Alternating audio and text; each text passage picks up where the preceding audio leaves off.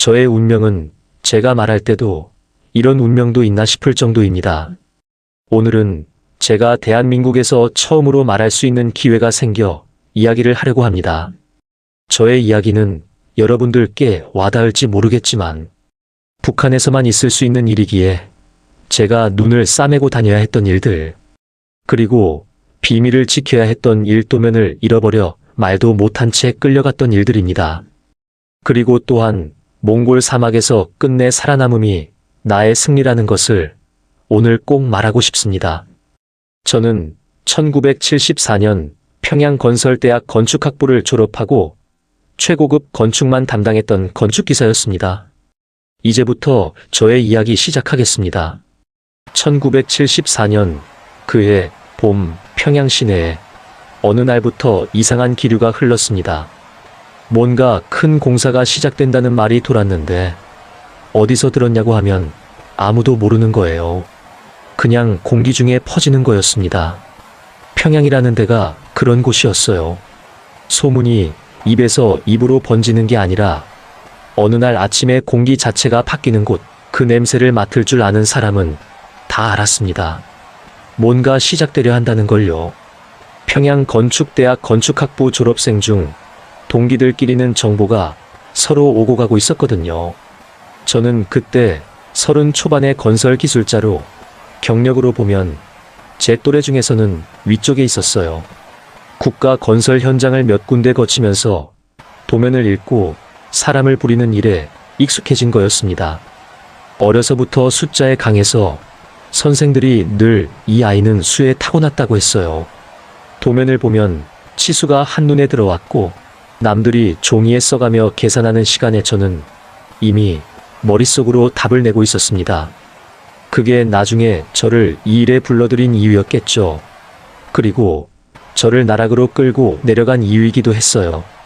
어느 날 상부에서 호출이 왔는데 따로 불러서 하는 말이 중요한 건설에 책임자로 선발됐다는 거였습니다. 어디를 짓는 건지, 얼마나 큰 건지, 언제 시작하는 건지 아무 설명도 없이 그냥 선발됐다는 말 하나였어요. 불러들인 곳이 평범한 사무실이 아니라 창문도 없는 방이었고 들어갈 때 문서 검사를 2번 받았습니다. 거기서 왜요라고 물을 수 있는 분위기가 아니어서 그냥 고개를 숙이고 나왔고 집에 와서 아내한테도 어디 간다는 말 하나가 전부였어요. 현장에 처음 도착한 날을 지금도 기억합니다. 평남도 어딘가였어요. 어딘지는 몰랐습니다. 알 수가 없었어요. 출발할 때부터 눈을 가렸으니까요. 화물 자동차에 실렸는데 짐칸에 천이 덮여 있어서 창문이 없었습니다. 얼마나 달렸는지도 어느 방향으로 갔는지도 알 수 없었어요. 몇 시간이 지났을 때 차가 멈췄고 천이 거쳤는데 눈앞에 산이 있었습니다. 짙은 숲이었어요. 산 아래 호수가 있었고 호수 위로 안개가 피어오르고 있었습니다. 조용했어요. 사람이 산다는 느낌이 없는 곳이었습니다. 나중에 알게 됐지만 거기까지 오는 사람들은 모두 같은 방식으로 왔습니다. 눈을 가리고 천을 씌운 차에 실려서요. 어디인지 아는 사람이 없었어요. 알려주는 사람도 없었습니다. 그냥 산속 어딘가 호수가 앞에 있고 경치가 좋은 곳, 그것밖에 몰랐어요.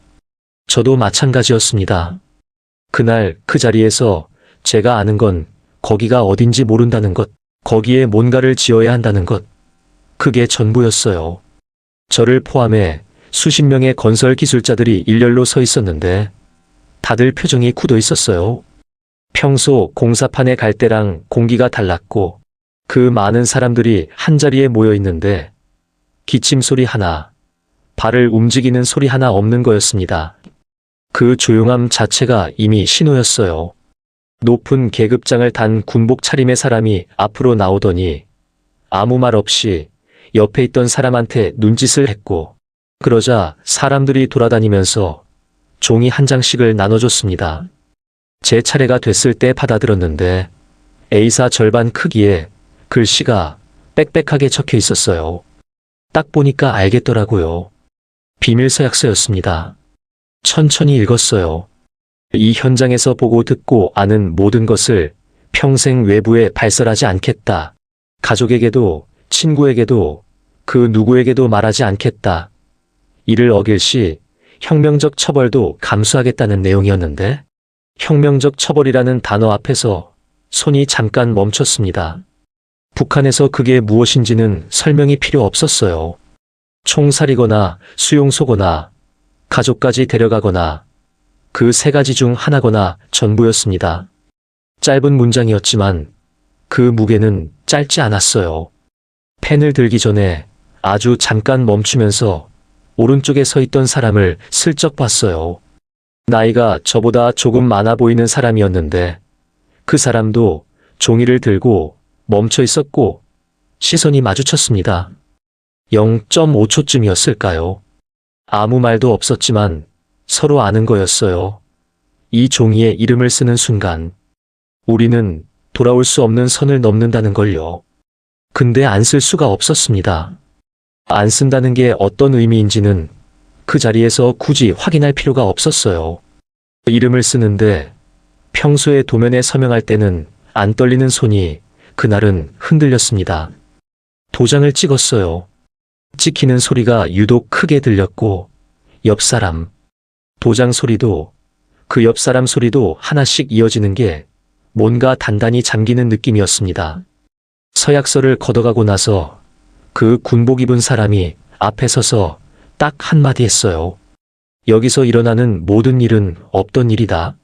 설명도 없고 덧붙임도 없이 발소리가 멀어졌고 남은 사람들 사이에 침묵이 깔렸습니다. 아무도 그 말에 대해 묻지 않았어요. 물을 수 없었으니까요. 총 책임자였으니까 그날 저녁 따로 불려갔습니다. 작은 방, 책상 위에 두꺼운 도면이 놓여 있었고 혼자 보라는 말 한마디를 남기고 책임자가 나갔어요. 그 방에 저 혼자 남아 도면을 펼쳤는데 지상에 세울 건물 도면은 예상한 대로였습니다. 별장이었어요. 규모가 크지 않았는데 마감재 하나하나가 섬세하게 지정돼 있었습니다. 쓰는 사람이 누구인지 굳이 말하지 않아도 알 수 있는 도면이었어요. 근데 도면을 넘기다가 손이 멈췄습니다. 지하 구조가 따로 있었습니다. 지하 1층, 지하 2층, 그리고 그 아래로 더 내려가면서 땅 아래로 길게 뻗어나가는 통로들이 그려져 있었어요. 땅굴이었습니다. 제가 지어야 하는 게 건물만이 아니었어요. 도면을 들여다보니까 그 통로가 어디서 어디까지 가는지, 중간에 어디서 갈라지는지, 최종적으로 어디에 닿는지가 보였고 방향을 가늠해 보니까 그게 왜 만들어지는 건지도 알겠더라고요. 앞에 있는 호수 아래를 지나고 산을 타고 멀리 어딘가로 이어지는 거였습니다. 전쟁이 나거나 급박한 위기가 오면 이 별장 안에 있는 사람이 빠져나갈 수 있는 통로였어요. 그 사람이 누구인지는 말 안 해도 알 수 있었습니다. 도면을 덮었다가 다시 펼치고 또 덮었습니다. 책임자로서 이 전체 그림을 머릿속에 집어넣어야 했는데 넣으면 넣을수록 이 도면을 아는 사람이 세상에 저 하나뿐이라는 사실이 점점 무겁게 느껴졌어요. 보호받는 게 아니라는 걸, 오히려 이걸 알기 때문에 제가 자유롭지 못하다는 걸 그날 밤 처음으로 직감했습니다. 전등 하나가 켜진 방 안에 혼자 앉아 있었어요. 창밖은 어두운 산이었습니다. 호수 위에 달빛이 내려앉아 있었어요. 아름다운 곳이었습니다. 근데 그 아름다움이 이상하게 무서웠어요. 책상 위에 펼쳐진 도면의 그 선들이 제 앞으로 펼쳐질 시간들을 그려놓은 것 같았습니다. 서약서에 이름을 올린 사람, 도면을 손에 쥔 사람, 그게 저였어요. 그 두 가지가 동시에 제 손에 들어온 그날 밤부터 저는 다른 세계에 들어선 거였습니다. 그걸 그때는 온전히 몰랐어요. 아니, 알면서도 모른 척했던 거겠죠. 알아버리면 그날 밤을 버틸 수 없었을 테니까요. 지하 땅굴을 파야 되는 날이 돌아왔어요. 땅굴을 파는 일은 처음부터 달랐습니다. 건물을 올리는 일은 그래도 하늘이 보이잖아요. 올라가면서 뭔가 쌓이는 게 눈에 보이고 벽돌 하나 얹힐 때마다 뭔가 만들어진다는 느낌이 오는데 땅굴은 반대였습니다. 파면 팔수록 어두워지고 들어가면 들어갈수록 공기가 무거워지고 하늘이 없어지는 거예요. 사람이 땅속으로 들어간다는 게 어떤 느낌인지 매일 아침 그 입구 앞에서 멈추는 사람들의 표정을 보면 알 수 있었습니다. 발이 잘 안 떨어지는 거예요. 들어가기 싫은 거였습니다. 근데 들어가야 했어요. 저는 책임자였으니까 먼저 들어갔습니다. 뒤에서 사람들이 따라 들어오는 소리가 들렸어요. 발소리가 하나씩 더해질 때마다 제 어깨가 조금씩 무거워지는 느낌이었습니다. 이 사람들을 이 땅속으로 데리고 들어오는 게 저였으니까요. 구간을 나눠서 일을 시켰어요. 이 팀은 여기서 여기까지, 저 팀은 저기서 저기까지 서로 겹치지 않게, 서로 모르게요. 어구간 팀은 B구간이 어디 있는지 모르고 B구간 팀은 C구간이 어느 방향인지 알 수 없게 했습니다. 전체 지도는 제 머릿속에만 있었어요. 사람들을 중간중간 교체했습니다. 한 구간에 너무 오래 있으면 감을 잡을 수 있으니까요. 그렇게 해야 했어요. 전체를 아는 사람이 생기면 안 됐으니까요. 아이러니한 거였습니다. 전체를 아는 제가 그 사실 때문에 가장 위험한 사람이 되는 구조였으니까요. 땅굴 안은 여름에도 차가웠어요. 지하로 내려갈수록 온도가 달랐습니다. 입김이 나올 지경이었어요. 거기서 하루 종일 차감기를 돌리고 발파를 수십 번을 했고 그러면서 땅을 파는 거였습니다. 흙 냄새가 코에 달라붙었어요. 하루 일이 끝나고 지상으로 올라오면 폐 속에 흙 냄새가 가득 찬 것 같았습니다. 저녁에 밥을 먹어도 흙 맛이 나는 것 같았어요. 꿈에서도 그 어둠 속에 있었습니다. 눈을 뜨면 천장이 내려앉는 꿈을 꿨어요. 그게 꿈인지 현실인지 헷갈리는 새벽이 한두 번이 아니었습니다. 공사가 시작되고 한 달쯤 됐을 때였을 거예요. 처음 사고가 났습니다. 아침에 막 작업을 시작한 지 2시간도 안 됐을 때였어요. 갑자기 둔탁한 소리가 났습니다. 쿵, 이라기보다는 쾅, 이라기보다는 그 중간쯤 되는 소리였어요. 짧고 무거운 소리였습니다. 그리고 먼지가 올라왔어요. 입구 쪽에서 뿌연 먼지가 피어오르는 거였습니다. 저는 뭔지 알았어요. 그쪽으로 뛰었습니다. 천장이 내려앉은 거였어요. 집안이 약한 구간이었는데 그걸 버텨주던 임시 지지대가 한쪽이 무너진 거였습니다. 그 안에 5명이 있었어요. 흙더미가 그대로 내려앉은 거였습니다. 먼지가 가라앉기도 전에 사람들이 달려들어서 파기 시작했어요. 손으로요. 삽이 있었지만 삽으로는 속도가 안 났습니다. 그냥 손으로 흙을 걷어냈어요. 손톱이 깨져도 팠습니다. 누군가 울고 있었어요. 파면서 울었습니다. 2명은 살아서 나왔어요. 흙을 뒤집어 쓰고 의식이 가물가물한 상태였지만 숨은 붙어 있었습니다. 3명은 나오지 못했어요. 3명이요.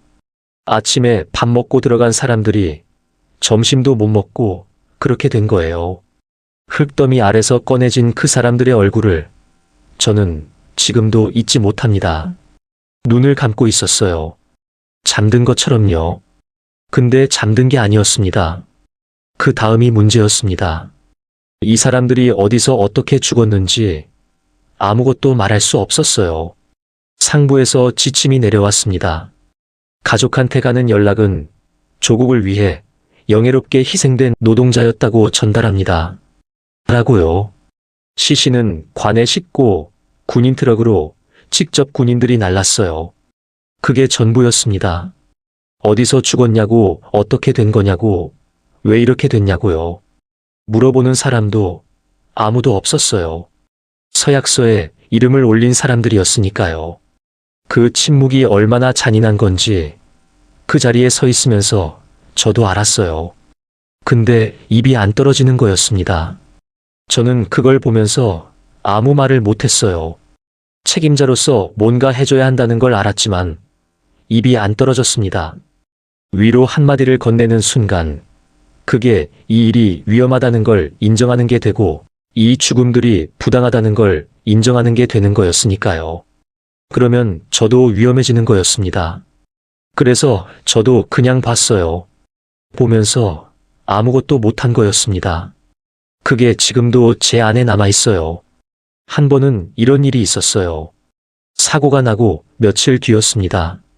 한 노동자가 굴 입구 앞에서 멈춰 서는 거예요. 발이 안 들어가는 거였습니다. 뒤에 사람들이 줄 서 있는데 그냥 서 있었어요. 몸이 굳어버린 거였습니다. 옆에 있던 사람이 그 어깨를 잡았어요.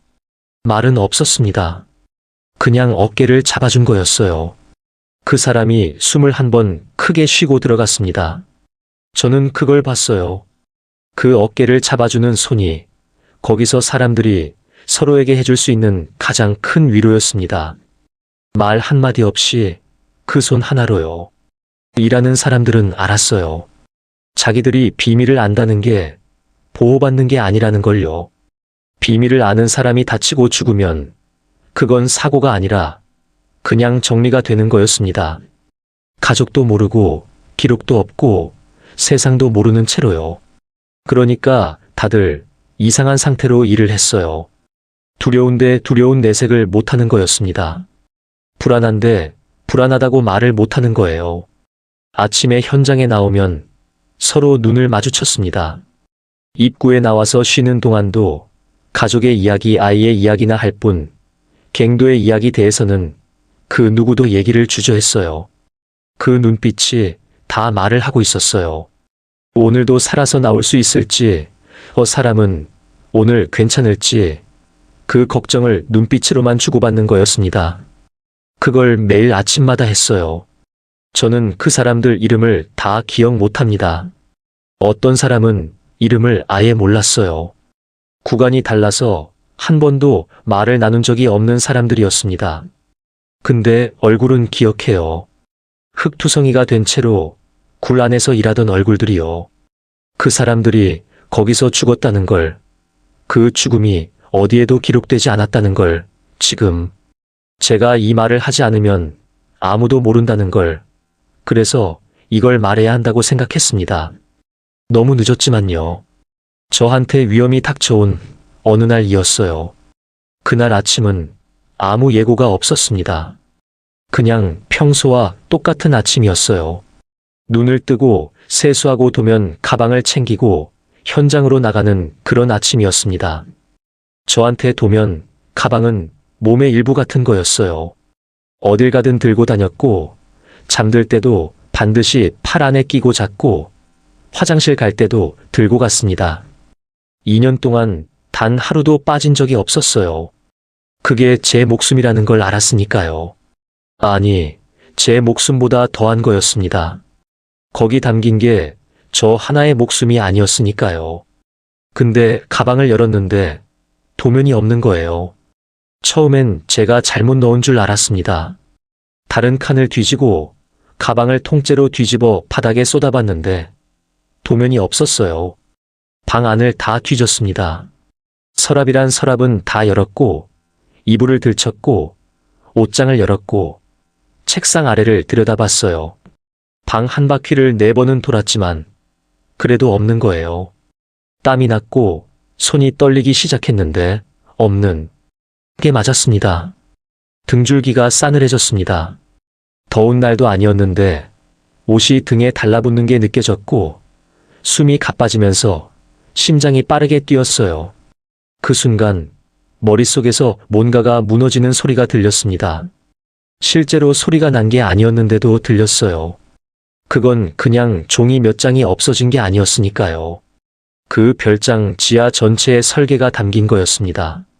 땅굴이 어디서 시작해서 어느 방향으로 뻗는지, 어느 지점에서 갈라지는지, 각 구간의 깊이가 어떻게 되는지, 출입구가 어디에 몇 개인지, 최종적으로 어디까지 연결되는지, 그 모든 게 그 도면 안에 있었어요. 거기다 이 건물이 어디 있는지조차 공식적으로 존재하지 않는 곳이었습니다. 그 도면이 바깥으로 나간다는 게 어떤 의미인지는 굳이 설명하지 않아도 알 수 있었어요. 바로 현장으로 달려갔습니다. 복도를 달리고 계단을 내려가 새벽 공기 속으로 뛰어들었어요. 현장 구석구석을 다 뒤졌습니다. 작업 창고도 열고 공구 보관함도 뒤집고 제가 전날 들렀던 자리를 하나하나 다시 밟았는데 도면은 어디에도 없었어요. 가져간 사람도 없었습니다. 그냥 사라진 거였어요.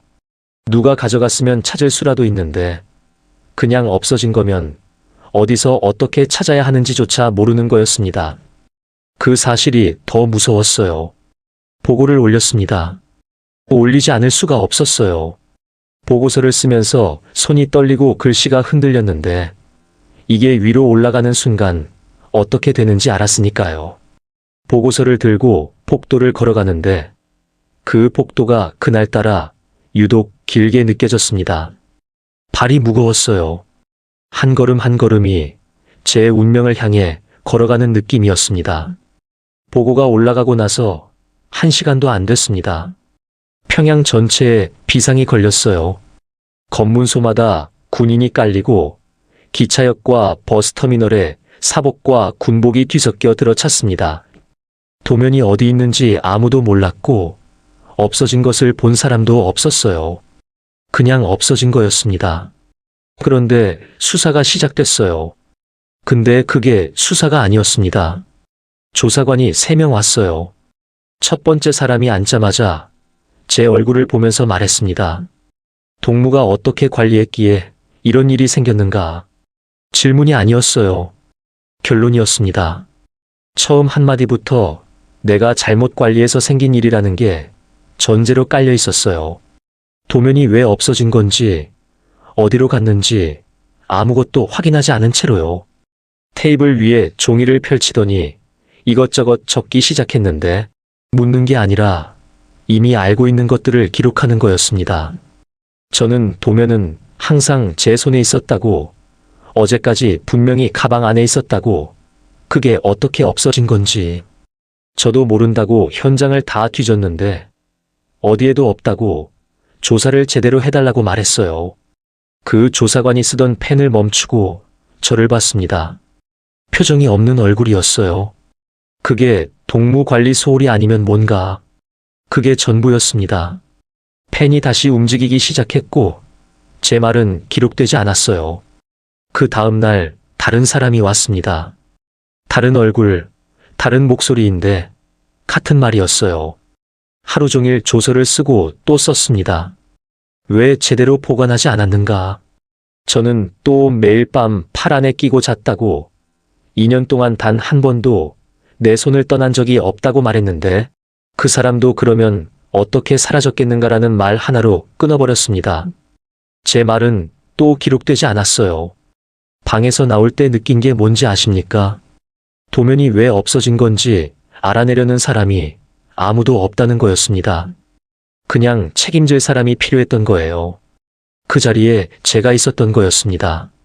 3번째 날에는 더 높은 사람이 왔어요. 이번엔 묻지도 않고 앉자마자 서류를 내밀었습니다. 책임자의 관리 부주의로 인해 기밀 도면이 분실됐다고 적혀 있었어요. 아직 아무 조사도 끝나지 않았는데 이미 결론이 나 있었습니다. 서명하시오. 그 말 하나였어요. 저는 그 서류를 보면서 머릿속이 하얘졌습니다. 나는 조사를 받으러 온 줄 알았는데 이게 조사가 아니라 서명을 받으러 온 자리였던 거예요. 어떻게 없어진 건지 밝히려는 게 처음부터 목적이 아니었습니다. 기밀이 새나가면 누군가가 책임을 져야 했고 왜인지 어떻게 됐는지는 상관없이 그냥 책임질 사람 하나가 필요했고 저를 거기 세운 거였어요. 반동분자였습니다. 수사도 없이 원인도 없이 그냥 그렇게 됐어요. 저는 잘못한 게 없습니다. 수사를 제대로 해주십시오. 저는 한 번 더 말했어요. 목소리가 떨렸습니다. 그 높은 사람이 잠깐 저를 봤어요. 아무 감정이 없는 눈이었는데 수사는 끝났소. 동무 책임이요. 그게 전부였습니다. 수사가 시작됐다는 말도 들은 적 없는데 끝났다는 거였어요. 그게 이 나라의 수사였습니다. 분노인지 공포인지 절망인지 세 가지가 한꺼번에 치밀어 올랐습니다. 속에서는 소리치고 싶었어요. 내가 뭘 잘못했냐고. 화장실 갈 때도 들고 다닌 사람이 나인데, 2년 동안 밤에도 품에 안고 잔 사람이 나인데, 수사도 안 하고 반동분자로 모는 게 어떻게 말이 되냐고요. 근데 그 말을 입 밖에 내지 못했습니다. 소리 한 번 지르는 게 제 목숨이 아니라 제 가족 목숨까지 가는 나라였으니까요. 아내가 있었어요. 아이들이 있었습니다. 그 얼굴들이 떠올랐고, 그래서 입을 다물었어요. 서류 앞에서 아무 말도 못하고 앉아 있었습니다. 그 침묵이 제가 할 수 있는 유일한 저항이었어요. 서명은 안 하겠다는 거였는데, 그 조사관이 자리에서 일어나면서 시간을 드리겠소라고 했습니다. 시간을 주겠다는 말이 아니라 지금 서명 안 하면 어떻게 될지 생각해보라는 뜻이었어요.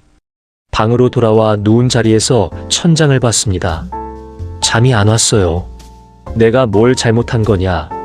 도면을 매일 밤 팔 안에 끼고 잤는데, 화장실도 들고 갔는데, 2년을 그렇게 했는데, 그게 없어진 이유를 아무도 찾으려 하지 않는데, 그냥 내가 반동분자가 되는 거냐?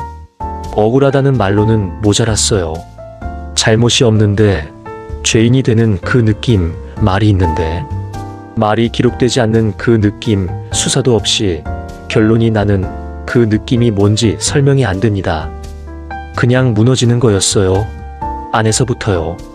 결국 사흘을 버티다가 서명을 했습니다. 아침에 불려갔는데 그 높은 사람이 가족 이야기를 했어요. 직접적인 협박이 아니라 그냥 가족이 어디 있냐고, 아내와 아이들이 지금 어떻게 지내냐고, 그런 말이었는데 그 말이 뭔 뜻인지 모를 리 없었습니다. 펜을 들었어요. 글씨가 흔들리면서 서명을 했고 도장을 찍었는데, 그 도장 소리가 비밀서약서에 도장을 찍던 그날 소리랑 똑같이 들렸습니다. 처음에 찍을 때도 제 삶이 바뀌었고, 두 번째 찍을 때도 제 삶이 바뀌었어요. 도면이 어디로 갔는지 지금도 모릅니다. 어떻게 없어진 건지도 몰라요. 아무도 알려주지 않았고, 수사 결과가 나왔다는 말도, 원인을 밝혔다는 말도 없었습니다. 그냥 서명한 서류 한 장이 전부였어요. 그 서류에는 제가 관리를 소홀히 해서 도면이 없어졌다고 적혀 있었고, 그게 공식적인 사실이 됐습니다. 반동분자요. 그게 다였어요. 끌려가는 날은 예고가 없었습니다. 새벽에 문 두드리는 소리가 나더니 열기도 전에 열렸고, 군인 둘이 들어왔어요. 짐 챙길 시간도 없었습니다. 근데 저는 이미 끌려나가고 있었습니다. 복도 끝에서 문이 닫히는 소리가 났고, 끌려가면서 뒤를 한번 돌아봤는데 또 눈이 가려졌습니다. 다시는 볼 수 없는 곳이었어요. 지나온 일들이 다시 머릿속을 지나가게 했어요. 그 어딘지도 모르는 산속에 제가 설계한 땅굴이 있었고, 그 안에서 사람들이 죽어나갔고, 그 땅굴의 도면이 사라졌고, 이제 저도 사라지는 거였습니다. 그 장면이 눈에 박혔어요. 보상 없는 죽음들 기록에서 지워진 사람들이 많습니다. 그 사고가 한 번으로 끝나지 않았습니다. 땅굴이라는 게 그런 곳이었어요. 매일 아침 들어갈 때마다 오늘은 무슨 일이 생길지 아무도 몰랐고, 낙반이 있었고, 지하수가 있었고, 가스가 있었는데, 그게 언제 어디서 터질지 예측하는 게 불가능했습니다. 땅은 약속을 안 해요. 그냥 어느 순간에 내려앉는 거였습니다. 두 번째 사고는 지하수였어요. 파내려가다가 지하수 층을 건드린 거였는데, 전날까지도 그 구간은 아무 이상이 없었습니다. 근데 아침에 들어가서 1시간쯤 팠을 때 금이 간 자리에서 가느다란 물줄기가 흘러나오기 시작했어요.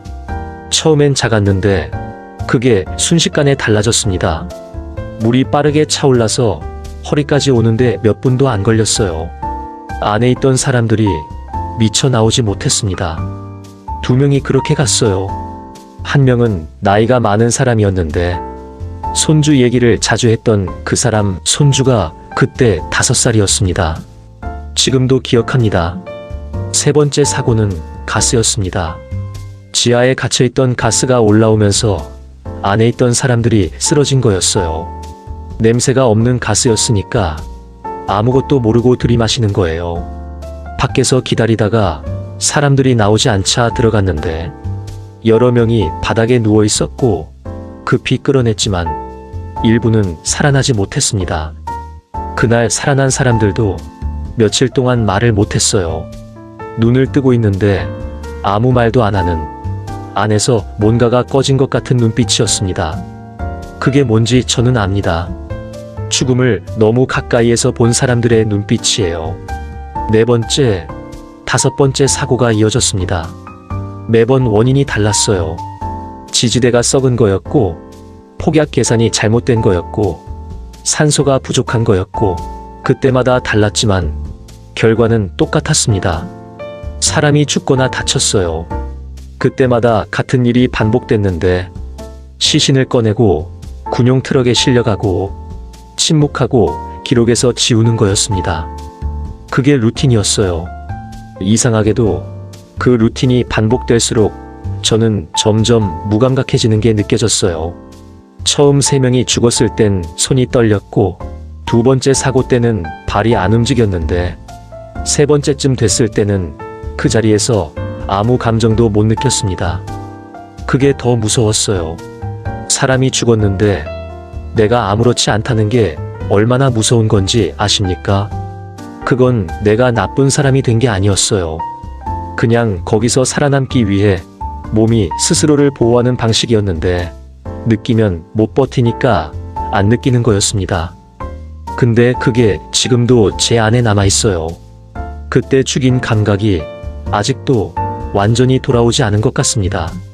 나라를 위한 건설에서, 그것도 어딘지조차 말할 수 없는 곳에 짓는 건물에서 죽었는데 그 가족한테 돌아오는 게 사과도 위로금도 영예로운 희생이라는 말 한마디도 없었어요. 다른 국가 공사에서 죽으면 최소한 이름이라도 어딘가에 남았는데 여기서 죽으면 그 사람이 거기서 일했다는 기록 자체가 없어야 했으니까요. 그 현장이 존재하지 않는 곳이었으니까요. 기록이 없으면 사고도 없고 사고가 없으면 보상도 없는 거였습니다. 세상에 존재하지 않는 일로 사람이 죽은 거예요. 한 번은 작업이 끝나고 사람들이 흩어질 때 어떤 노동자가 조용히 다가와서 제 소매를 잡았어요. 아무 말 없이 그냥 잡고 있었습니다. 뭔가를 말하고 싶은데 말이 안 나오는 거였어요. 저도 뭔가를 말하고 싶었습니다. 이 일이 위험하다고, 여기서 다치면 아무도 책임 안 진다고, 그러니까 조심해야 한다고요. 근데 그 말을 하는 순간 이 일을 부정하는 게 되고 위에서 시킨 일을 거스르는 게 되는 거였어요. 그래서 그냥 그 손을 잠깐 잡았다가 놓았습니다. 그게 제가 해줄 수 있는 전부였어요. 지금도 그 손의 감촉이 기억납니다. 차갑고 거칠었고 흙이 손금 사이에 박혀있는 손이었어요. 저는 지금도 그 사람들 얼굴이 기억납니다. 이름은 다 기억 못하는데 얼굴은 남아있어요. 흙투성이가 된 채로 굴 안에서 일하던 얼굴들이요. 웃는 얼굴도 있었습니다. 거기서도 웃는 사람이 있었어요. 점심시간에 옥수수 빵 한 조각 놓고 누군가 농담을 하면 다들 웃었는데 그 웃음이 기억납니다. 그 사람들이 거기서 죽었다는 걸, 그 죽음이 어디에도 기록되지 않았다는 걸, 지금 제가 이 말을 하지 않으면 아무도 모른다는 걸, 그래서 이걸 말해야 한다고 생각했습니다. 너무 늦었지만 그래도 말해야 했어요. 제가 눈을 가리운 채 간 곳은 들어가 보니 수용소였습니다. 수용소에 들어간 첫날 밤을 잊을 수가 없어요. 차가운 시멘트 바닥에 누워서 전등이 꺼진 천장을 봤습니다. 어두웠고 어디선가 건물 틈새로 바람 소리가 들어왔어요. 이게 현실인가 싶었습니다. 며칠 전까지만 해도 저는 평양에서 건설 책임자로 도면을 들고 다니고 사람들을 지휘하고 건축업에서는 그래도 직위가 있는 사람이었는데 지금은 일평 수용소 독방 바닥에 누워있는 거였어요. 1년을 그렇게 독방에서 생활하고 그 누구와도 접촉을 못했어요. 일평 되는 좁은 공간에서 다리도 펴지 못했어요.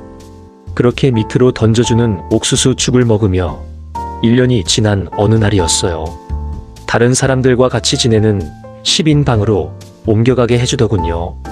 첫날 밤 그 차가운 바닥에 나란히 누워있으면서 말은 없었지만 그래도 누군가가 옆에 사람이 있다는 것이 좋았어요. 같은 처지, 같은 바닥, 같은 어둠 안에 있다는 게 사람을 빠르게 가까워지게 만드는 법이더라고요. 수용소 생활이 어떤 건지는 직접 겪어보지 않으면 모릅니다. 하루에 2번 나오는 밥이라는 게 옥수수 가루를 물에 풀어서 끓인 국그릇 반 정도 분량이었고 그걸 먹고 하루 종일 산에 올라가 나무를 헤우고 돌을 나르고 땅을 팠어요. 그러다 보면 몸이 달아가는 게 느껴졌습니다. 살이 빠지고 뼈가 드러나고 힘이 줄어드는 거요. 겨울이 오면 더했습니다. 수용소 막사는 얇은 판자 벽이라 바람이 사방에서 들어왔고 새벽 4시의 기상이었는데 그 시간에 일어나면 손발이 이미 굳어 있었어요. 동상이 오는 사람도 있었습니다. 발가락 하나가 검게 변하는 거예요. 그래도 작업장에 나가야 했어요. 안 나가면 밥이 없었고 밥이 없으면 죽는 거였으니까요. 석 달쯤 지났을 때 어느 날 밤이었습니다. 다들 누워있는데 옆에 있던 사람이 아주 작은 소리로 귀를 쫑긋 세워야 들릴 만한 목소리로 말을 걸었어요. 나가야 하지 않겠습니까? 그게 다였습니다. 그게 우리 둘만의 비밀이었어요. 무섭다는 말도 불가능하다는 말도 안 했어요. 그 순간부터 우리는 달라졌습니다. 계획을 세우려면 정보가 필요했습니다. 지형을 알아야 했는데 산에 나무하러 나갈 때 관리소장 사무실 옆 작은 방 창문을 지나치다가 벽에 붙어있는 지형 지도가 눈에 들어온 날이 있었어요. 그게 있어야 했습니다. 훔쳐야 했어요. 말이 쉽지 들키면 그 자리에서 끝나는 거였습니다. 그래서 몇 달을 준비했어요. 나무하러 나갈 때마다 그 방 앞을 지나치면서 담당자가 언제 자리를 비우는지, 경비가 어느 방향을 보고 있는지, 경비 교대 시간이 언제인지를 아무렇지 않은 척 지나다니면서 하나씩 파악했습니다. 1달을 봤고 2달을 봤어요. 결국 지도의 지형을 머리에 넣는데 성공했어요. 밖에 일하러 나가서도 그 사람과 바닥에 그 지형을 그려가며 각도를 재고 한 사람이 거리를 쟀어요. 저는 그걸 받아서 머릿속에 집어넣었습니다. 도면을 2년간 관리하면서 훈련된 머리였어요. 한 번 보면 수치가 머릿속에 들어오는 거였습니다. 강의 위치, 철조망 끝 지점, 숲의 방향 다 외웠어요. 2년이었습니다. 2년 동안 매일 그 계획을 다듬었어요. 완벽해야 했고 한 번밖에 없는 기회였으니까요. 그 2년 동안 몸은 달아갔습니다. 살이 빠지고 힘이 줄었는데 계획이 있어서 버텼어요. 아침에 눈을 뜰 수 있었던 건 계획이 있어서였습니다. 디데이는 나무하러 가는 날로 잡았습니다. 그날 새벽에 눈을 떴을 때 아직 어두웠는데 옆 사람들도 다 깨어 있었어요. 눈을 뜨고 천장을 보고 있었고 아무도 말을 하지 않았습니다. 이상하게 마음이 고요했어요. 2년을 준비했으니까요. 더 이상 두려워할 것도 없었습니다. 이게 끝이든 아니든 오늘이었어요. 그 옥수수 축을 억지로 넘겼습니다. 오늘 이 몸으로 달려야 하니까요. 입 안에서 씹히는 느낌도 없는 걸 삼키면서 옆 사람을 봤는데 그 사람도 저를 봤어요. 눈이 마주쳤는데 아무 말도 없었습니다. 2년이 그 눈빛 안에 다 들어있었어요. 경비 둘이 앞뒤로 붙어 대열을 지어 출발했습니다. 평소와 똑같은 모습이어야 했어요. 걸음 속도도, 대화 양도, 고개 각도도요. 아무것도 달라지면 안 됐는데 걸어가면서 저는 머릿속으로 경로를 다시 한번 새겼습니다. 철조망, 방향, 강, 산, 그 순서로요. 신호가 떨어지고 달렸습니다. 처음 몇 초는 세상이 조용했어요. 발이 땅을 구르는 소리와 숨 쉬는 소리만 들렸는데, 그러다 뒤에서 경비 하나가 소리를 질렀습니다. 멈출 수가 없었어요. 멈추면 죽는 거였으니까요. 철조망이 보였을 때 달리면서 귀를 세웠습니다. 전기 소리가 들리는지 안 들리는지를요. 소리가 났습니다. 전기가 흐르고 있었어요. 멈춰서 기다렸는데 뒤에서 발소리가 가까워지고 있었습니다. 그 몇 초가 얼마나 긴지 몰라요. 숨을 참고 심장 소리가 귓속에서 들릴 지경으로 기다렸습니다. 전기 소리가 멎는 순간 우리 두 명은 움직이기로 했어요. 그런데 전기가 완전히 끊기기 전에 같이 가던 사람의 몸이 철조망에 닿았습니다. 잔류전류가 있었던 거예요. 짧고 끔찍한 소리가 났고 그 사람은 그 자리에서 쓰러졌습니다. 저는 그 장면을 봤지만 생각할 틈이 없었어요. 그 사람이 공간을 만든 자리에 막대기로 넓히고 사람을 밟고 넘었어요. 차마 볼 수 없었지만 제가 살자면 어쩔 수 없었습니다. 같이 2년을 버텨온 사람이 철조망 앞에서 그렇게 되는 걸 보면서도 멈출 수가 없었어요. 멈추면 저도 죽는 거였으니까요. 살기 위해서 봐도 못 본 척하고 달려야 하는 그 순간, 지금도 눈을 감으면 그 장면이 보입니다. 저는 철조망을 넘었습니다. 나무들 사이를 뚫고 경사를 올라가고 능선을 타고 달렸어요. 2년을 제대로 먹지 못한 몸이었고 뼈마디가 다 드러나 있는 몸이었는데 뒤에서 소리가 계속 들려서 멈출 수가 없었습니다. 강이 나왔습니다. 지도로 외워뒀던 그 강이었어요. 수심을 몰랐지만 그냥 들어갔습니다. 발목을 건드리는 물이 얼음 같았고 허리까지 찼어요. 발이 안 닿는 구간에서는 헤엄쳤고 손이 감각이 없어진 채로 건넜어요. 건너고 나서도 달렸어요. 새벽이 밝아오면서 하늘이 조금씩 열렸고 그제야 뒤에서 소리가 안 들리는 걸 느끼면서 발이 멈췄습니다. 중국 빈 오두막이 보이는 것 같았어요. 중국 땅을 밟은 게 실감이 안 났습니다. 강을 건너고 산을 넘었는데 여기가 진짜 중국인지 아직 북한 땅인지 알 수가 없었어요. 멀리 민가가 보였고 집 모양이 달랐고 지붕이 달랐습니다. 중국이었어요. 그때 처음으로 실감이 났습니다. 거기서 오래 있을 수는 없었어요. 북한 사람이라는 게 드러나면 바로 끝이었습니다.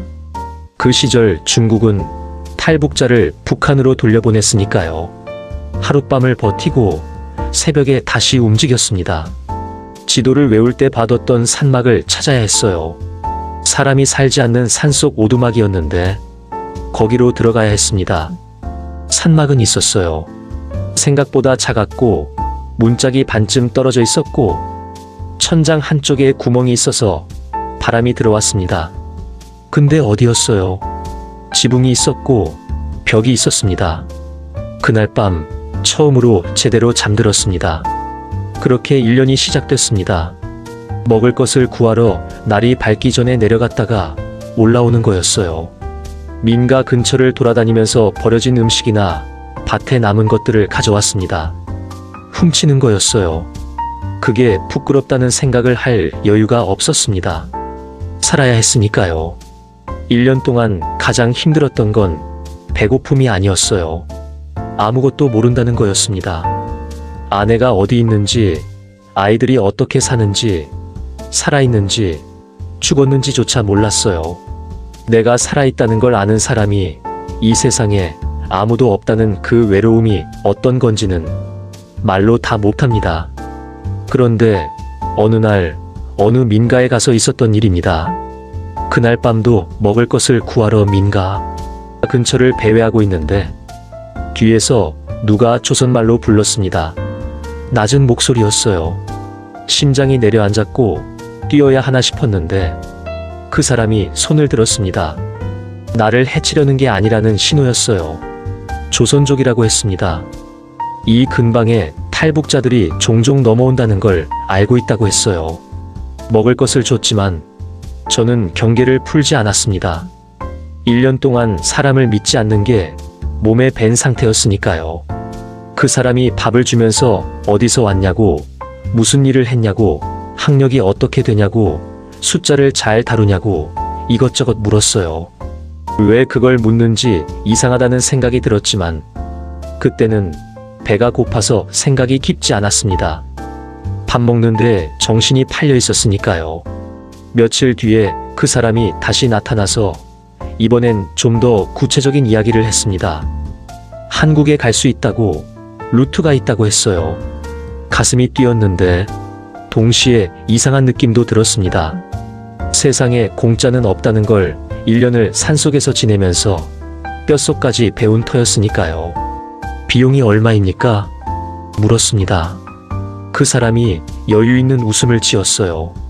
나중에 생각해보니 이미 다 계획이 있는 사람의 웃음이었습니다. 돈은 여기서 벌면 됩니다. 동무처럼 머리 좋고 숫자 빠른 사람을 찾고 있었어요. 일만 조금 하면 돼요. 2달이면 브로커 비용 다 해결됩니다. 그렇게 말했어요. 달콤했습니다. 2달이면 된다는 그 말이 저를 무너뜨렸어요. 저는 수용소 출신이었어요. 죄수였습니다. 그 사실을 이미 알고 있었던 거예요. 그 사람이. 나중에 알게 됐지만 그 사람은 내가 말한 정보를 이용하는 거였어요. 며칠 전 처음 만났을 때 이것저것 물어본 것도 그냥 물어본 게 아니라 저를 확인한 거였습니다. 쓸만한지 아닌지를요. 데려간 곳은 지하였습니다.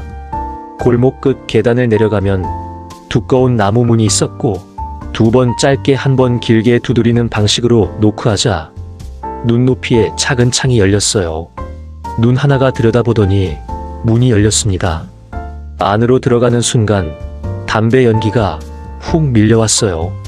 이른 저녁인데 그 안은 밤처럼 어두웠고 조명이 낮게 깔린 테이블마다 사람들이 빽빽하게 앉아 패를 들고 돈을 내밀고 소리를 치고 있었습니다. 도박장이었어요. 그 순간에야 알았습니다.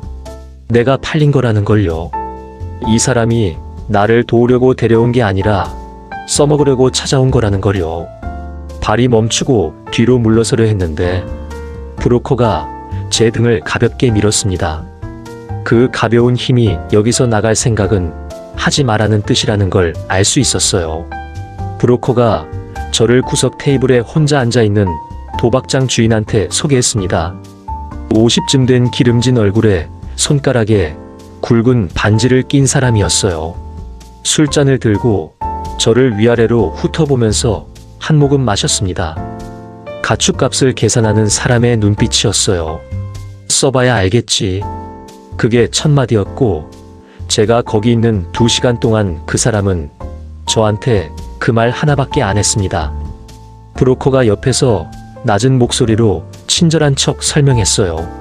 테이블마다 돌아다니면서 판돈 계산해주는 거라고, 배당이 얼마 나가야 하는지, 어느 쪽이 유리한지를 빠르게 알려주는 거라고 했습니다. 거기다 잘하면 수당도 나온다고, 2달이면 충분하다고 덧붙였어요. 그 2달이라는 말이 계속 머릿속에 맴돌았습니다. 어쩔 수 없었어요. 나가면 어디로 가겠어요.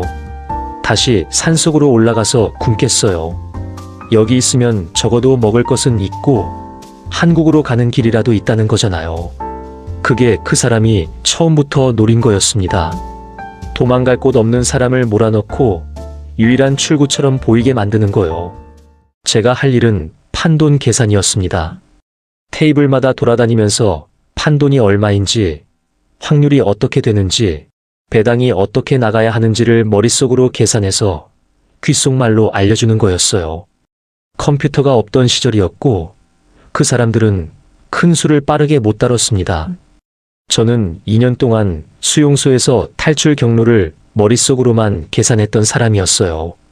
지하수층 깊이와 철조망 전류 패턴을 머릿속에서 굴리던 사람이었습니다. 이런 건 식은 죽 먹기였어요. 그게 문제였습니다. 너무 잘 됐어요. 첫날부터 도박장 주인 눈이 달라졌습니다. 기름진 얼굴에 만족스러운 빛이 돌았어요. 브로커한테 눈짓을 보냈고 브로커가 제 어깨를 가볍게 쳤습니다. 잘하고 있어요. 그 말이 그때는 좋았어요. 수용소 이후로 누가 잘한다고 해준 게 그게 처음이었거든요. 그 칭찬이 저를 더 깊이 끌어당겼습니다. 그게 또 그 사람들이 노린 거였어요. 고립된 사람한테 인정이라는 걸 조금만 줘도 쉽게 묶인다는 걸 그들은 알고 있었어요. 며칠이 지났습니다. 저는 매일 밤 그 지하로 내려갔어요. 테이블마다 돌아다니면서 숫자를 뱉었습니다. 일이 손에 익었어요. 어느 테이블이 지금 어떤 상황인지, 어느 손님이 얼마를 잃고 있는지, 판이 어느 방향으로 기울고 있는지가 눈에 들어왔습니다. 그 흐름이 보였어요. 처음엔 그냥 관찰이었어요. 관찰하다 보니까 예측이 됐습니다. 예측이 되니까 손이 가고 싶어졌어요. 한번 해봤습니다. 작은 돈이었어요. 이겼습니다. 2번 해봤어요. 또 이겼습니다. 그 감각이 이상하게 중독적이었어요. 산속에서 1년을 굶으면서 아무것도 통제할 수 없었던 사람이 처음으로 뭔가를 내 손으로 결정하고 이기는 거였으니까요. 그 쾌감이 어떤 건지 아십니까? 그건 단순히 돈을 딴 기쁨이 아니었어요. 내가 뭔가를 할 수 있는 사람이라는 느낌이었습니다. 수용소에서 완전히 짓밟혀 있던 그 자존심이 처음으로 고개를 드는 것 같았어요. 그게 저를 망쳤습니다. 돈이 쌓이기 시작했어요. 브로커한테 비용 갚겠다는 생각보다 더 빨리 더 많이 벌 수 있다는 생각이 앞섰습니다. 한 판 더, 한 판 더요. 이기면 기분이 좋았고 지면 만회하고 싶었어요. 지는 게 억울한 거였습니다. 이기는 게 당연한 것 같았으니까요. 숫자를 이렇게 잘 보는데 왜 지냐고 그 생각이 저를 더 깊이 끌고 들어갔어요. 지금 생각하면 웃기는 얘기예요. 도박이라는 게 원래 그런 거잖아요. 이기는 사람도 지는 사람도 결국 판을 계속하게 만드는 게 도박이니까요. 저는 그걸 알면서도 빠져나오지 못했어요. 그 도박장이 어떤 곳인지는 며칠이 지나면서 조금씩 보이기 시작했습니다. 주인은 항상 구석에 앉아 있었어요. 거의 말이 없었습니다. 그냥 보고 있었어요. 테이블 하나하나를, 손님 하나하나를요. 저도 봤습니다. 저를요. 저도 그 사람 눈에는 손님이었는지 도구였는지 그 경계가 뭔지 지금도 모르겠어요. 아마 그 사람한테는 다 똑같았겠죠. 돈이 되는 것과 안 되는 것, 그게 전부였을 거예요. 브로커는 수시로 얼굴을 비췄어요. 저한테 친근하게 굴었습니다. 어깨를 치고 잘한다고 했고 술을 사줬어요. 그 사람이 저를 이 판에 팔아넘기고 수수료를 받았다는 걸 저는 그때 몰랐습니다. 도박장 주인한테 저를 소개한 대가로 돈을 받았다는 걸요. 저는 그냥 도와주는 사람인 줄 알았어요. 그 친근함이 가짜라는 걸 몰랐습니다. 아니, 알고 싶지 않았던 거겠죠. 그 사람이 나쁜 사람이면 여기 있는 나도 나쁜 상황에 있는 거니까요. 그걸 인정하기 싫었던 거예요. 어느 날 밤이었어요. 크게 딴 날이었습니다. 그날따라 판이 잘 읽혔어요. 연달아 이겼습니다. 주머니가 두툼해졌어요. 그 느낌이 좋았습니다. 자리에서 일어나려는데 뒤에서 어깨를 잡는 손이 있었어요. 묵직했습니다. 돌아봤더니 모르는 사람들이었어요. 3명이었습니다. 몸집이 컸어요. 눈빛이 달랐습니다. 도박장에서 일하는 패들이랑은 달랐어요. 저 사람들이 누구인지 설명 없이도 알 수 있었습니다. 따라와. 그 한마디였어요. 저는 따라갔습니다. 선택지가 없었으니까요. 뒤쪽 방이었어요. 문이 닫혔습니다. 방 안에 의자 하나, 테이블 하나가 있었어요. 창문이 없었습니다. 그중 한 명이 테이블 끝에 걸터 앉았어요. 다른 2명은 뒤에 서 있었습니다. 그 사람이 말했어요. 느릿하게요. 서두르는 사람이 아니었습니다. 이 판에서 번 돈은 우리 거야. 그게 전부였어요. 저는 뭐라고 했습니다. 내 돈이라고, 내가 직접 딴 거라고요. 목소리가 떨렸어요. 그 사람이 저를 봤습니다. 잠깐이요. 그러더니 웃었어요. 입꼬리만 올라가는 웃음이었습니다. 눈은 웃지 않았어요. 어디서 왔는지는 알고 있어. 이쪽 사람이 아니잖아. 그 말이었습니다. 내가 탈북자라는 걸 알고 있다는 뜻이었어요. 신고하면 어떻게 되는지도 알고 있다는 뜻이었습니다. 말로 하지 않아도 다 들어있는 한마디였어요. 그 다음에 어떻게 됐는지는 자세히 말하기가 어렵습니다. 그냥 맞았어요. 소리도 못 지르고 맞았습니다. 방 안에서 문 닫힌 채로요. 창문이 없는 방이었으니까요. 처음 한 대는 배였어요. 숨이 끊겼습니다. 무릎이 꺾이면서 쓰러졌어요. 바닥이 차가웠습니다. 거기서도 맞았어요. 소리를 지르려 했는데 목에서 소리가 안 나왔습니다. 맞는 동안 드는 생각이 있었어요. 수용소에서 맞을 때랑 똑같다는 거였습니다. 이유도 없고 항의도 안 되고 그냥 맞는 거라는 게요. 거기서 거기였어요. 나라가 달라도 이 상황은 똑같았습니다. 돈은 다 털렸어요. 주머니에 있던 것까지요. 그 사람들이 나가면서 한 명이 제 주머니를 뒤집어 봤습니다. 더 있는지 확인하는 거였어요. 없었어요. 그제야 나갔습니다. 문이 열리고 닫히는 소리가 났어요. 바닥에 쓰러진 채로 그 발소리를 들었습니다. 멀어졌어요. 그리고 조용해졌습니다. 한동안 바닥에 그냥 있었습니다. 일어나기가 싫었어요. 일어나봤자 아무것도 없다는 걸 알았으니까요. 천장을 봤어요. 낮고 더러운 천장이었습니다. 몸이 아팠어요. 근데 그것보다 더 아픈 게 있었습니다. 또 속았다는 거였어요. 그 브로커 얼굴이 떠올랐어요. 친근하게 어깨 치던 그 손이요. 잘하고 있다던 그 목소리가요. 그게 다 계획이었다는 게 그때 완전히 와닿았습니다. 처음 만났을 때부터요. 조선말로 부른 것도, 밥을 준 것도, 한국에 갈 수 있다고 한 것도, 2달이면 된다고 한 것도 전부 계산된 거였어요. 저를 이 도박장에 팔아넘기기 위한 수법이었습니다. 수수료를 받고 팔아넘긴 거였어요. 제가 여기서 얼마를 벌든 조폭들한테 털리든 그건 그 사람 알 바가 아니었습니다. 자기 몫은 이미 챙긴 거였으니까요. 그 사람한테 저는 처음부터 사람이 아니었어요. 거래였습니다. 또 아무것도 없는 상태로 돌아왔다는 거였어요. 1년을 산속에서 버티고 강을 건너고 이 도박장까지 흘러들어왔는데 다시 빈털터리였습니다. 아니, 빈털터리보다 더했어요. 몸도 망가졌고 당했다는 수치심도 있었고 이 나라에서 저를 신고할 수 있는 사람이 생겼다는 것도요. 갈 곳도 믿을 사람도 가진 것도 없었습니다. 그게 바닥이었어요. 그날 밤 처음으로 포기하고 싶다는 생각을 했어요. 이게 다 무슨 의미가 있나? 이렇게까지 해야 하나? 여기서 그냥 끝내는 게 낫지 않나 하고요. 그 생각이 꽤 오래 갔습니다. 바닥에 그냥 누워서 천장을 보면서요.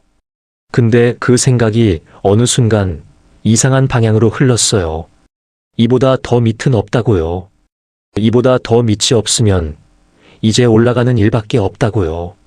수용소 바닥에서도 살았고 강물 속에서도 나왔고 산속에서 1년을 버텼는데 이 도박장 바닥에서 끝나는 건 말이 안 된다고요. 그 생각이 저를 일으켜 세웠습니다. 겨우요. 아주 겨우였어요. 도박장 바닥에서 일어나면서 결심한 게 하나 있었습니다. 더 이상 누구를 믿지 않겠다는 거였어요. 브로커를 믿었다가 팔렸고 달콤한 말을 믿었다가 털렸습니다. 이제 믿을 건 나 자신밖에 없었어요. 내 발, 내 머리, 내 손. 그게 전부였습니다. 몽골이라는 말을 처음 들은 게 중국에 숨어 지내던 시절이었어요. 어느 연변 사람 입에서 나온 말이었습니다. 중국에서 몽골 국경을 넘으면 몽골 수도에 대한민국 대사관이 있다고 했어요. 거기 들어가면 한국으로 갈 수 있다고 했습니다. 확인할 방법이 없었어요. 그냥 그 말 하나를 머릿속 깊은 곳에 박아뒀습니다. 다른 게 없었으니까요. 시장 구석에서 낡은 지도 한 장을 얻었는데 중국어로 된 거였지만 몽골 쪽 지형이 대충 나와 있었어요. 나침반은 작은 가게에서 샀습니다. 플라스틱 케이스에 바늘 하나 달린 싸구려였어요. 손바닥 안에 들어오는 크기였는데 바늘을 흔들어 보니 흔들리다가 멈춰서 북쪽을 가리켰습니다. 그걸 주머니에 넣고 출발했어요. 중국과 몽골 사이 국경지대에 도착한 건 첫째 날 밤이었습니다. 달이 없어 새까맣게 어두웠는데 그게 다행이었어요. 어두워야 움직일 수 있었으니까요. 땅에 엎드려 고개를 들어 앞을 봤습니다. 저 멀리 고정된 불빛 2개가 경비 초소였고 그 사이를 오가는 손전등 불빛이 순찰이었어요. 오른쪽으로 갔다가 왼쪽으로 돌아오는 그 간격을 셌습니다.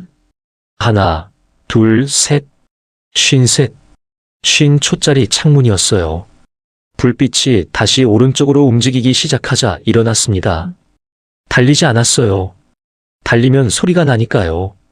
최대한 낮게 빠르게 걷다가 풀숲에 발이 걸려 손으로 땅을 짚고 숨을 참았습니다. 불빛이 아직 오른쪽에 있었어요. 다시 걸었습니다. 철조망이 나왔을 때 손으로 더듬어 아래쪽이 살짝 들려있는 곳을 찾아서 엎드려 기었습니다. 가시가 등을 긁었고 셔츠가 걸려 잡아당기자 찢어지는 소리가 났어요. 그 소리가 밤 공기를 타고 퍼지는 것 같아서 온몸이 굳었습니다. 불빛을 봤어요. 이 세상에 소리가 없어졌습니다. 바람 소리도 없고 제 심장 소리만 들렸어요. 쿵, 쿵, 쿵, 천천히 쿵, 빠르게 쿵쿵, 그리고 또 천천히요. 불빛이 저쪽으로 방향을 바꾸자 다시 기어서 빠져나왔습니다. 일어서서 나침반을 손에 쥔 채로 달렸어요. 뒤를 돌아보지 않았습니다. 다리가 더 이상 버티지 못할 때 멈췄는데 뒤에 불빛이 안 보였어요. 여기는 몽골이었습니다. 아침이 밝으면서 몽골 땅이 달랐습니다.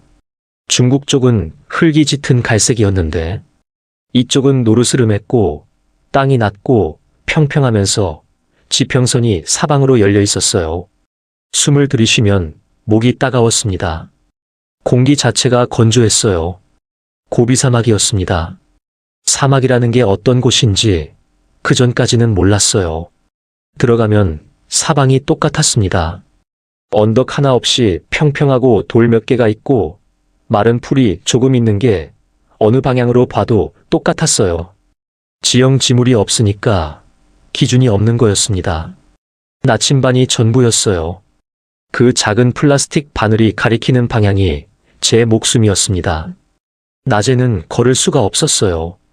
해가 뜨면 사막이 달아올라지면 위에서 아지랑이가 피어올랐고 신발 밑창이 얇아서 발바닥이 뜨거운 모래에 데였습니다. 바위 그늘을 찾아 팔로 얼굴을 가리고 숨을 짧게 쉬면서 해가 기울기를 기다렸어요. 시계가 없어서 해가 움직이는 걸 봤는데 아주 천천히 움직였습니다. 그 시간이 얼마나 긴지 몰랐어요. 가끔 사막 가장자리에 게르가 있었어요. 문을 두드리면 말이 안 통해도 손으로 입을 가리키면 뭔가를 줬습니다. 그게 통했어요. 고개를 숙이는 게 고맙다는 뜻이었습니다. 물이 문제였습니다. 국경을 넘을 때 작은 병 하나에 채워온 물을 한 모금씩 아껴 마셨는데 셋째 날 아침에 병이 비었어요. 마지막 한 모금을 마셨는데 혀 위에서 금방 사라졌습니다. 목이 마르기 시작하면서 단계가 달라졌어요. 처음엔 그냥 불편한 수준이었는데 입술이 갈라지고 갈라진 틈에서 피가 났습니다. 혀가 부어올라 말을 하려 해도 제대로 움직이지 않았어요. 말할 사람도 없었지만요. 눈이 침침해지고 걸으면서 자꾸 발이 걸렸습니다. 나침반을 들여다보는데 바늘이 두 개로 보였어요. 눈을 비비고 다시 보면 하나로 돌아왔습니다. 그냥 걸었어요. 셋째 날 오후에 저 앞에 넓고 파란 물이 보였습니다. 반짝였어요. 뛰어가려다가 멈췄는데 신기루라는 걸 알았습니다. 나침반을 보고 방향을 잡아 걸었는데 물은 없었어요. 조금 더 걸으니까 또 보였습니다. 걸었고 또 없었어요. 사막은 말이 없었습니다. 그냥 크고 아무 말 없이 그 자리에 있었어요. 저녁에 걸으면서 쓰러졌습니다. 갑자기 쓰러진 게 아니었어요. 무릎이 먼저 꺾이고 그 다음 손이 땅에 닿았는데 모래가 손바닥에 박혔습니다. 일어나야 한다는 걸 알았지만 몸이 안 움직였어요.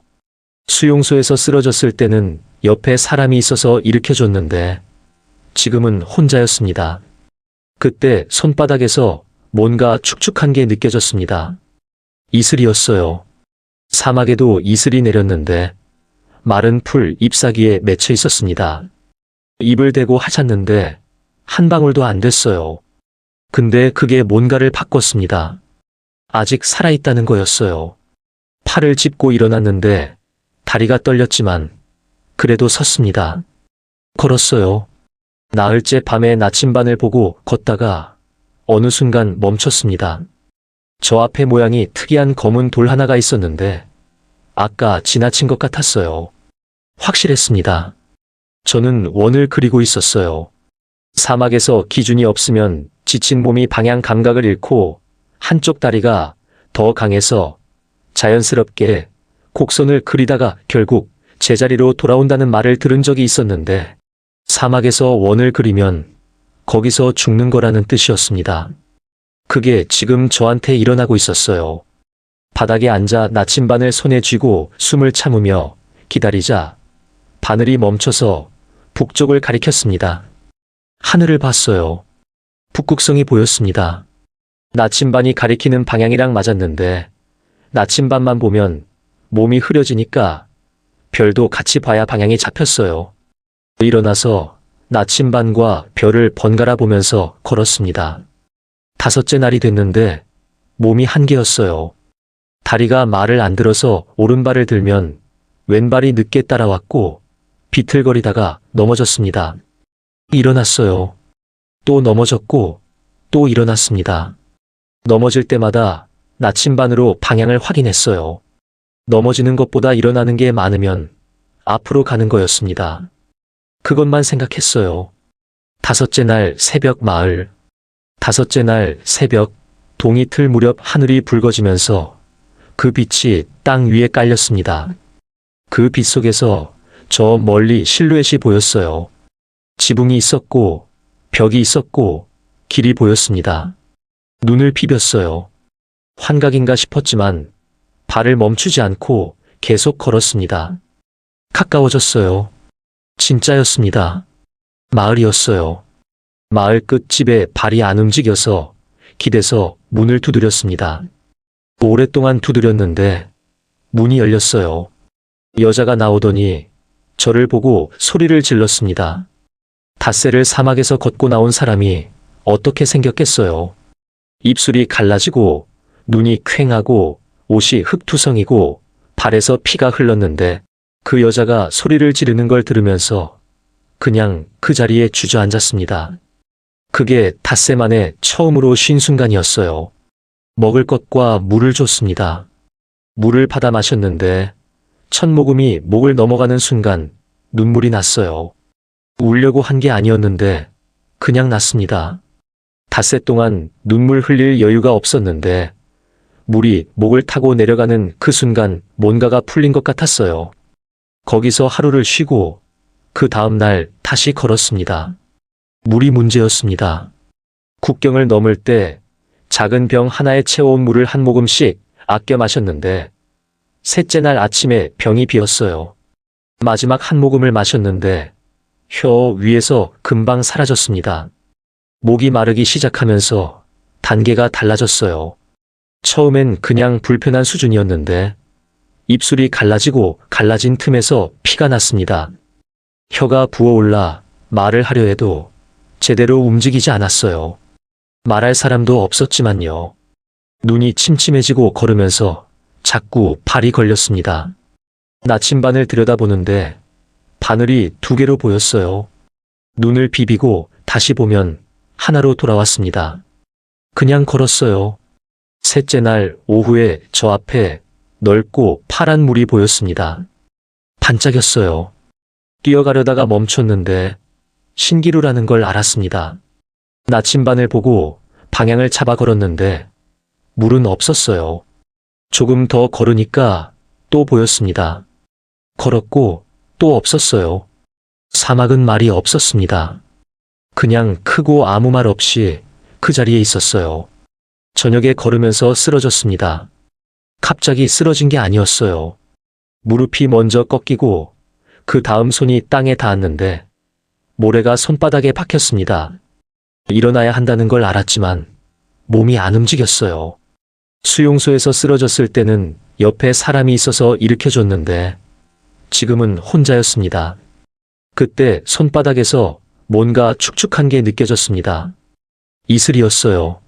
사막에도 이슬이 내렸는데 마른 풀 잎사귀에 맺혀 있었습니다. 입을 대고 하셨는데 한 방울도 안 됐어요. 근데 그게 뭔가를 바꿨습니다. 아직 살아있다는 거였어요. 팔을 짚고 일어났는데 다리가 떨렸지만 그래도 섰습니다. 걸었어요. 울란바토르였어요. 사막을 걷고 나온 몸으로 그 광경을 보니까 꿈 같았는데 꿈이 아니었습니다.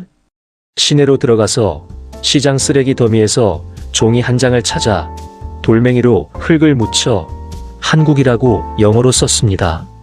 그 종이를 들고 다니면서 지나가는 사람한테 보여줬는데 손을 젓는 사람도 있었고 고개를 갸웃하는 사람도 있었어요. 그러다 한 사람이 멈춰서 종이를 들여다보더니 손가락으로 방향을 가리켰습니다. 걸었습니다. 또 길을 잃으면 또 물어서 또 가리켜줬는데 발이 부어 있었고 신발 안이 끈적했지만 멈출 수가 없었어요. 그러다가 봤습니다. 저 앞 건물에 바람에 펄럭이는 깃발이 걸려 있었어요. 태극기였습니다. 빨강, 파랑, 흰 바탕에 그 문양이었어요. 발이 멈췄습니다. 오랫동안 멈춰 있었어요. 거기까지 오는 동안 수용소에서 죽은 사람들이 철조망 앞에서 쓰러진 그 친구가 산막에서 혼자 버텼던 그 겨울이 떠올랐어요. 같이 오고 싶었는데 저 혼자 왔습니다. 그게 잘못된 것 같았어요. 내가 여기 와도 되는 건지 싶었습니다. 그래도 걸었습니다. 한 발 한 발이었어요. 문 앞까지 가서 경비한테 멈추라는 신호를 받고 멈췄습니다. 목이 쉬어 있었어요. 닷새 동안 제대로 물을 못 마신 목이었는데 소리가 제대로 안 나왔지만 그 말만큼은 나왔습니다. 저 탈북자입니다. 경비가 저를 한 번 위아래로 봤습니다. 입술이 갈라지고 눈이 퀭하고 옷이 다 헤어지고 발에서 피가 새어나오고 나침반을 손에 쥐고 있는 사람이었어요. 그 사람이 뒤를 돌아서 뭔가를 말하자 문이 열렸습니다. 안으로 들어가자 문이 다시 닫혔습니다. 딸깍 하는 소리였어요. 작은 소리였는데 제 귀에 어떻게 들렸는지 모릅니다. 수용소 철문 소리랑도 도박장 뒷방 문 소리랑도 달랐어요. 닫히는 소리인데 이번엔 나를 가두는 게 아니었습니다. 밖을 막는 거였어요. 나를 보호하는 소리였습니다. 그 차이를 그 순간 알았어요. 손을 폈습니다. 나침반이 있었어요. 바늘이 흔들리다가 멈춰서 북쪽을 가리켰습니다. 저는 남쪽으로 온 거였어요. 대한민국은 남쪽에 있었으니까요. 나침반을 주머니에 넣고 처음으로 등을 기댔습니다. 벽이 있었어요. 차가웠는데 단단했습니다. 그 단단함이 그렇게 고마울 수가 없었어요. 한국 땅을 밟던 날 멍했습니다. 기쁘다는 감정도 감격스럽다는 것도 아니었어요. 그냥 멍했습니다. 너무 오랫동안 살아남는 것만 생각하다 보니까 막상 살아남고 나서 어떻게 해야 하는지를 몰랐어요. 발이 땅에 닿는 게 느껴졌고 공기가 달랐고 사람들이 보였습니다. 그냥 서 있었어요. 1974년 그 봄에 눈을 가린 채로 화물차에 실려 그 어딘지도 모르는 산속으로 들어가던 사람이 이렇게 여기까지 온 거였습니다. 그 사이에 얼마나 많은 것들이 있었는지는 오늘 다 말하지도 못했어요. 독방에서 1년을 버틴 것, 10인방에서 만난 그 조용한 친구, 철조망 앞에서 그 친구를 두고 혼자 달려야 했던 그 순간, 산막에서 혼자 버텼던 겨울, 도박판에서 살았던 시간들, 그것들이 아직도 제 안에 있습니다. 도면이 왜 없어졌는지 그 경위를 저는 끝내 공식적으로 듣지 못했어요. 땅굴에서 죽은 사람들의 이름은 어디에도 기록되지 않았습니다. 그 가족들은 지금도 남편이, 아버지가, 아들이 어디서 어떻게 죽었는지 모르고 있을 거예요. 그게 지금도 제 안에 남아있는 가장 무거운 것입니다. 그래서 말해야 했어요. 늦었지만 지금이라도요. 그 사람들 얘기를 아는 사람이 저밖에 없으니까요. 그 죽음들이 어디에도 기록되지 않았으니까요. 제가 말하지 않으면 아무도 모르는 거였습니다. 이 자리에 앉은 이유가 그거예요. 그게 다입니다. 나라가 시킨 일을 했어요. 비밀을 지켰습니다. 도면을 지키려 했어요. 근데 그 나라는 저한테 아무것도 설명해주지 않았습니다. 억울하다는 말도 못하게 했고 슬프다는 말도 못하게 했어요. 그냥 없어지라고 했습니다. 근데 저는 없어지지 않았어요. 여기 있습니다. 그리고 말하고 있습니다. 그게 제가 할 수 있는 전부예요. 그리고 저를 품어준 대한민국에 감사할 따름입니다.